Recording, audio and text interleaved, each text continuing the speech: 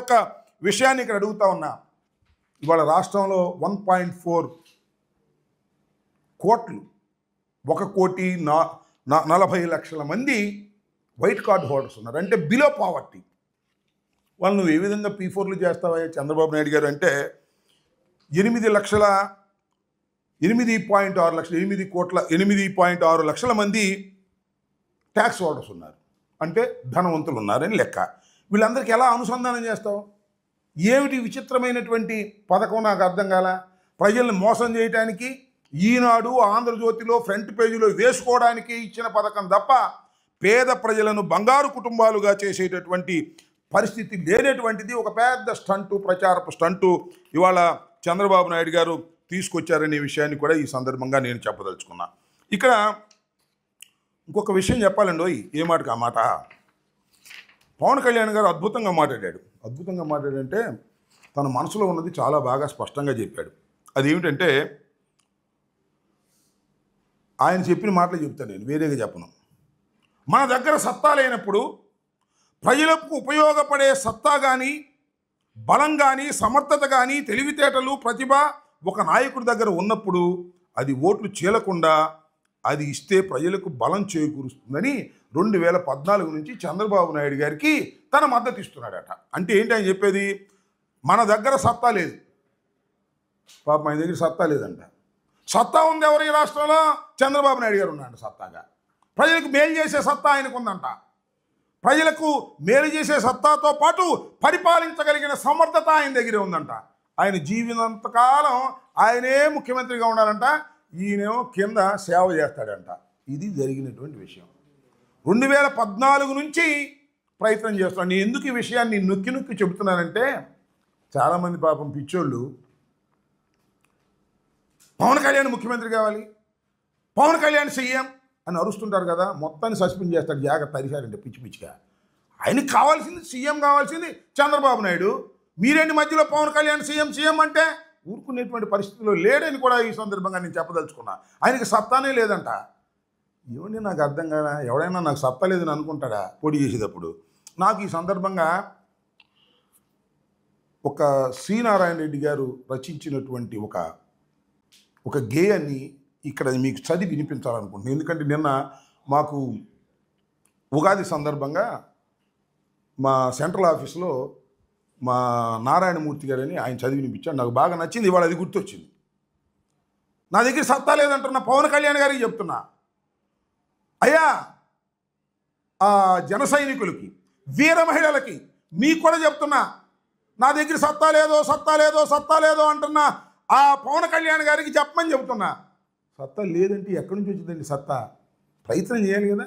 ప్రయత్నం చేస్తేనే సత్తా వచ్చేది. అదే సి నారాయణ రెడ్డి గారు చెప్పాడు. కరగనిదే కొవ్వొత్తి కాంతినెలా ఇస్తుంది, కరగనిదే కొవ్వొత్తి కాంతినెలా ఇస్తుంది, మరగనిదే నీరు ఎలా మబ్బు రూపు దాలుస్తుంది, మరగనిదే నీరు ఎలా మబ్బు రూపు దాలుస్తుంది, నలగనిదే అడుగులెలా నర్తించబడతాయి, మలసనిదే రాయి ఎలా శిల్పంగా మారుతుంది, మలసనిదే రాయి ఎలా శిల్పంగా మారుతుంది. అయ్యా పవన్ అన్నా, అసలు నువ్వు ప్రయత్నం చేస్తే కదా. నేను ప్రయత్నం చేయను. మా చంద్రబాబే ముఖ్యమంత్రి. నాకు అన్ని సదుపాయాలు బ్రహ్మాండంగా అందుతున్నాయి. ఇంక చాలు, నాకు ఇంకేం అవసరంలా. మళ్ళీ సదుపాయాలంటే వాళ్ళ కోపం వస్తుంది. నేను చెప్తే వాస్తవం చెబితే మళ్ళీ కోపం వస్తుంది. మా వీర మహిళలకి, జన సైనికులకి చంద్రబాబు నాయుడు గారికి కోపం రాదు. పవన్ కళ్యాణ్ గారి కోపం వచ్చి 2 చెప్పులు పైకి ఎత్తాడు. సదుపాయాలు బ్రహ్మాండంగా జరుగుతున్నాయి. సదుపాయాలు అంటకంటే పాత మాటే, ప్యాకేజీ బ్రహ్మాండంగా అందుతుంది. ఏ నెలకా నెల ఎంత కావాలంటే అంత శుభ్రంగా డేటు వారీగా అందుతుంది. అందువల్ల ఇక నాకు అనవసరం. నా దగ్గర సత్తా లేదు. తీసుకోవటం సేవ చేయటం. ఇదే కార్యక్రమంలో పవన్ కళ్యాణ్ గారు ఉన్న డబ్బులన్నీ లెక్కేసుకునేది ఎవరు? లంచం చేసి. మరి చంద్రబాబు నాయుడు ఇంకో మాట అన్నాడు, నీతి నిజాయితీ కలిగినటువంటి పరిపాలన. నేను ఎక్కడ తప్పు చేయను. ఈయన తప్పు చేయడు. మానేసేటి తప్పు చేయటం.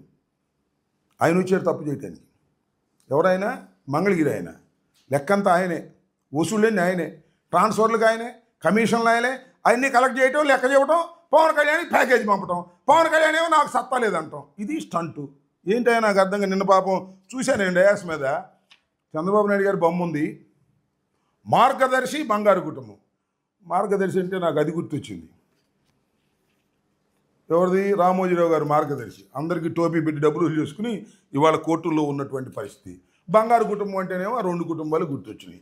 పవన్ కళ్యాణ్ గారి కుటుంబం, చంద్రబాబు నాయుడు గారి కుటుంబం, బంగారు కుటుంబాలు, అన్నాదమ్ములు, అట్లా విధంగానే తండ్రి కొడుకులు. కానీ ఆ బొమ్మ వెనకాల చిట్టి చిట్టి బొమ్మలు ఉన్నాయండి రెండు. ఒకటేమో బాగా భూతదముడు పవన్ కళ్యాణ్ది, రెండోదేమో లోకేష్ది. ఈ రెండు కాంపిటీషన్గా ఉంటున్నాయి, ఎక్కడ తీట్లా. పవన్ కళ్యాణ్ది పెట్టగానే పక్కన లోకేష్ కూడా పెడుతున్నారు. కానీ పవన్ కళ్యాణ్ గారు కనపడ్డాడు మన ప్యాకేజీ రాజా, కానీ చిట్టి రాజా కనపడలేదే, మా పసిరాజా కనపడలా, మా బాలరాజా కనపడలా, మా పప్పు రాజా కనపడలే. ఎక్కడికి వెళ్ళాడు? క్రికెట్ ఆడుకోవడానికి వెళ్ళాడు అనుకుంటా. బహుశా శని ఆదివారం సెలవు ఆయనకి, క్రికెట్ బెల్లం కూడా ఆడుకోవడానికి వెళ్తాడు.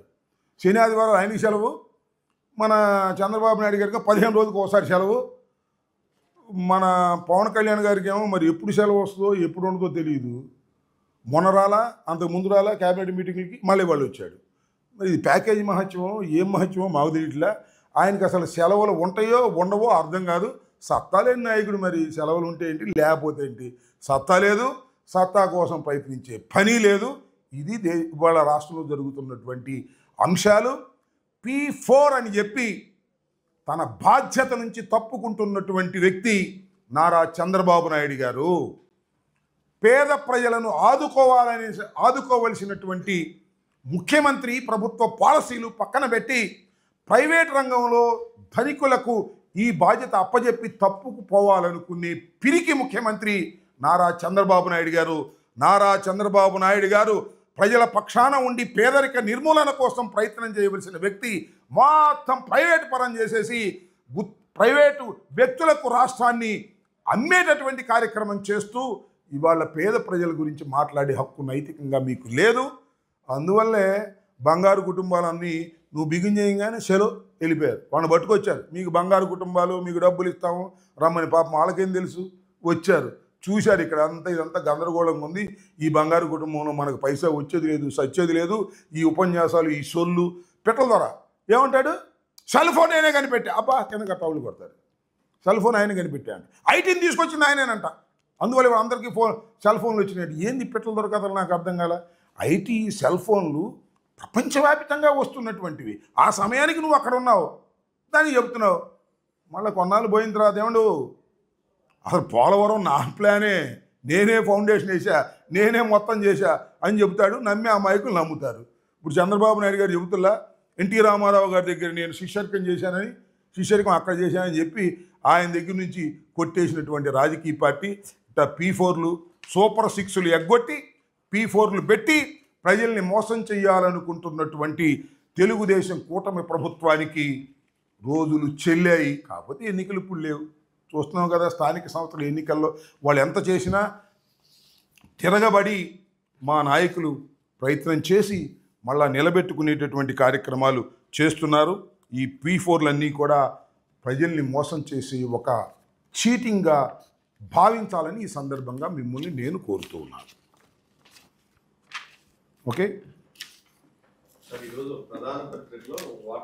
ఏమని ప్రధాన పత్రికలో ఏమొచ్చింది వార్త?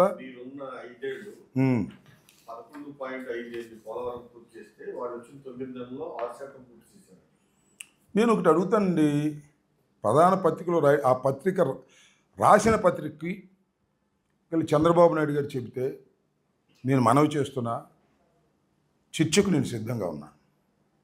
పోలవరం ప్రాజెక్టు విషయంలో నారా చంద్రబాబు నాయుడు గారి తెలివి తక్కువ వలన, ఆయన దురాశ వలన ఈ ప్రాజెక్ట్ ఇంత లేట్ అయిందని, ఈ దుస్థితికి వచ్చిందని నేను ఇప్పటికీ ఎప్పటికీ దాని మీదే స్టాండ్ అయి ఉన్నాను. చర్చకు నేను సిద్ధం, ఎవరితో అయినా చర్చకు సిద్ధం, దానిలో సందేహం లేదు. చర్చ అంటే మళ్ళీ కొట్టుకోవటం కాదు, ఆరోగ్యకరమైన చర్చ చేద్దాం, మనకి అభ్యంతరం లేదు. పోలవరం విషయంలో వైఎస్ఆర్ కాంగ్రెస్ పార్టీ జగన్మోహన్ రెడ్డి గారు, రాజశేఖర రెడ్డి గారు చాలా కష్టపడి చిత్తశుద్ధితో పనిచేశారు. చంద్రబాబు నాయుడు గారు అది ఏటీఎంగా భావించి డబ్బులు కాజేయటం కోసం మాత్రమే ఆ ప్రాజెక్టును తీసుకొని చేసినటువంటి వ్యక్తి. ఇది నేను చెప్పిన మాటే కాదు, ఇవాళ భారత ప్రధాని కూటమి సభ్యుడు అయినటువంటి మోడీ గారు కూడా చెప్పినటువంటి సందర్భం ఉంది. ఈ పిచ్చి లెక్కలు పేపర్లో పిచ్చి లెక్కలు వేస్తారు. ఈనాడు, ఆంధ్రజ్యోతి సంబంధించి అవి వేసి ప్రజల మీద రుద్దేటటువంటి కార్యక్రమం చేస్తున్నారు. నేను మరొకసారి చెబుతున్నా, పోలవరాన్ని అతి వేగంగా కరోనా ఉన్నా కూడా ముందుకు తీసుకువెళ్ళినటువంటి ఘనత వైఎస్ఆర్ కాంగ్రెస్ పార్టీ ప్రభుత్వానిది. అసలు నదిని డైవర్ట్ చేసిన ఘనత వైఎస్ఆర్ కాంగ్రెస్ పార్టీది. స్పిల్వేని పూర్తి చేసిన ఘనత వైఎస్ఆర్ కాంగ్రెస్ పార్టీది. కాఫర్ డ్యాములు 2 క్లోజ్ చేసిన ఘనత వైఎస్ఆర్ కాంగ్రెస్ పార్టీది. స్పిల్వేనే కాదు, మొత్తం టోటల్గా అనేకమైన కార్యక్రమాలు చేశాం. చంద్రబాబు నాయుడు గారు మొన్న చెప్తున్నాడండి, మళ్ళీ నాకు అర్థం కావడం లేదు.